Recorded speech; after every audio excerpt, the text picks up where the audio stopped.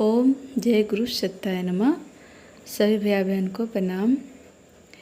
हम लोग को पहले एक बात जानना बहुत ज़रूरी है कि हम कितने हैं। तो बहुत लोग इस शरीर को ही सब कुछ मान लेते हैं और उसी को मान के और संसार के भोग को ही अपना समझ कर कि यही मेरा जीवन है, इस चीज़ को समझकर इंसान उसी में डूब करके अपना ये मनुष्य जन्म जो है सो बर्बाद कर लेते हैं। लेकिन हमें पहले ये जानना ज़रूरी है कि मैं कितने हूँ। मेरा शरीर अलग है और मैं जो इसमें आत्मा हूँ ये अलग है। तो बहुत से लोग शरीर को ही सब कुछ मान लेते हैं, आत्मा को कुछ समझते ही नहीं कि वो कुछ है भी। इस शरीर को ही सब कुछ समझते हैं और ये संसार के भोग के चीज़ जो है उसी में डूब जाते हैं और चाहिए की इच्छाएं रहती है। तो इसमें डूब करके उसकी सारी जो है ये मनुष्य जन्म बहुत ही दुर्लभ से मिलती है। ये मनुष्य जन्म बेकार हो जाती है। लास्ट में हमें कुछ नहीं मिलता, सब छोड़ के जाना पड़ता है और शरीर कुछ नहीं है, शरीर की कोई अपनी ताकत नहीं है। ये अगर इसमें से आत्मा निकल जाए तो ये निर्जीव की तरह हो जाती है। न इसका हाथ पाँव कुछ नहीं चल सकता, कोई कार्य कर नहीं कर सकता अगर इसमें आत्मा नहीं है तो सबसे बड़ा मजबूत आत्मा है। लेकिन हमें अगर मनुष्य शरीर मिली है तो हमें आत्मा को और मजबूत बनाने के लिए, इतनी मजबूत बनाने के लिए, इतनी ताकतवर बनाने के लिए कि वो अपनी इच्छा से कुछ कर सके, अपनी इच्छा। लेकिन इच्छाएं का भी एक महत्व होती है कि आपके अंदर की इच्छाएं कैसी है। आपको इच्छा आपको विनाश करवाता है या आपको ऊपर उठाता है, ऊंचा उठाता है, आपको एक महान बनाता है। इस पर ये भी इच्छाएं होती है। जैसे कि सतयुग, कलयुग से पहले जो सतयुग था उसमें जितने भी रावण राक्षस सब थे और उसी में संत महापुरुष भी थे। तो संतों ने क्या मांगा? कुछ नहीं, वन में रहकर तपस्या किए और वो भगवान को, ईश्वर को मांगे, वो उनके हो गए। लेकिन उसी में जो राक्षस लोग थे वो उन्हें कुछ चाहिए था, उन्हें इच्छाएं थी कुछ बनने की, तीनों लोक हासिल करने की, कुछ राज्य हासिल करने की। तो जितने भी लोग जो कुछ भी मांगे हैं ये सब हम सबके नज़र से या ज्ञान से अलग तो नहीं है, सब कुछ जानते हैं। तो वो सब क्या होगा? सबका विनाश हुआ ना। तो ऐसे ही होता है कि हमारी इच्छा पर निर्भर करता है कि हमारी इच्छा क्या होनी चाहिए। हमें समाज की, जग की कल्याण के लिए हमें कुछ मांगना है, अपनी कल्याण के लिए कुछ मांगना है या फिर सबको मिटाने के लिए कुछ मांगना है, ये सोच पर भी निर्भर करता है।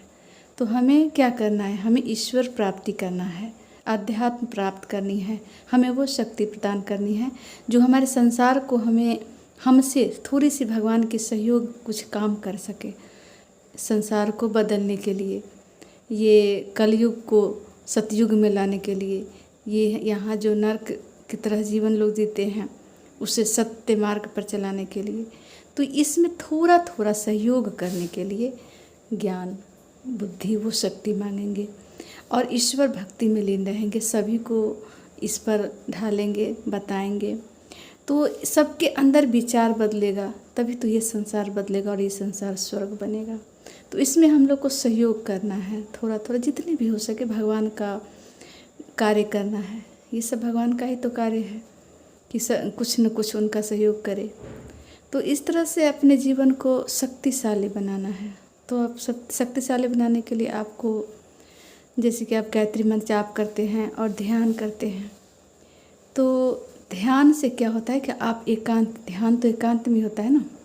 जब ध्यान करते हैं तो मन के अंदर जितने भी चिंतन होती है वो सब धीरे धीरे ख़त्म होकर के आपके मन शांत होता है और शांत होता है तो आपको बहुत सारा आनंद आता है। और जब आनंद आता है तो ये इस मन रूपी इस दिमाग में बहुत सारा ज्ञान उत्पन्न होती है और आपके अंदर से क्रोध खत्म होती है। कहते हैं कि आप अगर किसी घर को साफ़ करना है तो आप कितना उसमें पेंट पुचारा कर दीजिए, टाइल्स लगा दीजिए, लेकिन अगर उसमें से कचरा बाहर नहीं निकालिएगा तब तक वो घर अच्छा और सुंदर नहीं दिखेगा। इसी तरह ये मन है, मन को क्रोध जो होता है वो कचरे के समान होता है। अगर जब तक आपके हम सबके अंदर क्रोध भरी रहेगी तो कोई भी अच्छे विचार आने से रोकेगी, अच्छा विचार समझने नहीं देगी। ये क्रोध हमेशा बुरा विचार ही, हर बात बात पर क्रोध आती रहेगी और हम किससे लड़ते झगड़ते रह जाएंगे, गलत शब्द बोलते रह जाएंगे। तो पहले अपने अंदर के क्रोध को शांत करना होता है। वैसे गुस्सा हर किसी को आता है, ऐसी बात नहीं है। हर किसी को ज्ञान जिसके पास हो भी गया उससे पास भी थोड़ा न थोड़ा गुस्सा आता है, लेकिन गुस्सा जायज़ पर आना चाहिए। कभी कभार आए, वो भी बहुत ज़्यादा ज़रूरत जहाँ पर गुस्सा ऐसा कोई अत्याचारी कर देता है तब गुस्सा आए, और गुस्सा वो थोड़ा देर के लिए ही आए, फिर क्षण से ख़त्म हो जाए। उस बात को पीसे नहीं, ताकि घर में ही कलह हो और अपने अंदर भी कलह हो। आप अपने में विचार करके देखिए कि अगर आपके अंदर गुस्सा ज़्यादा है तो आप अंदर ही अंदर जलते रहते हैं और आपके अच्छे विचार जो होता है वो मंद पड़ जाता है, बुझ जाता है, और बुरे विचार बुरे मन में ऐसे एकदम अजीब सा मन में खौंजाल सा होता रहता है क्रोध से। तो ये क्रोध का लक्षण है। अगर हम मन शांति से जिएंगे, क्रोध को ख़त्म करेंगे, तो हमारे मन एकदम शांत रहेगा। किसी के कोई अगर बुरा भी बोलता है तो आपको उस पर गुस्सा नहीं आएगा और उस पर विचार करेंगे और उसे समझाएंगे प्रेम से, ताकि अगला को भी समझ में आ जाता है कि हाँ ये सही बता रहा है। तो इसी तरह अपने क्रोध को ख़त्म करें और उसके बाद आप अच्छी बातों पर विचार करें, सत्संग सुने, ज्ञान की बातें सुने। अगर आपके अंदर अच्छे विचार आते रहेंगे तो आपके परिवार भी खुशहाल रहेगी। आपके परिवार में कोई झगड़ा झंझट नहीं होगी, कलह कलेश नहीं होगी और शांतिपूर्वक जीवन बीतेगा। तो इस तरह से अपने भी अपने अंदर और हर किसी के अंदर, मान लें कि एक परिवार में 4 या 5 सदस्य है, तो मैं एक को नहीं बता रही, मैं हर किसी को ये कह रही हूँ कि अगर हर किसी के अंदर ऐसा भावना आ जाए, सद्बुद्धि आ जाए, क्रोध खत्म हो जाए, प्रेम ही प्रेम बरसे, तो किसी के घर में कोई कलह क्लेश नहीं होगा, न किसी को मन उलझनों में फंसा रहेगा। शांत जीवन सबको प्यारा लगता है और अच्छा भी है। इसीलिए अपने जीवन को शांतिमय जीवन जिए और क्रोध को ख़त्म करें और गायत्री मंत्र जाप करेंगे, ध्यान करेंगे।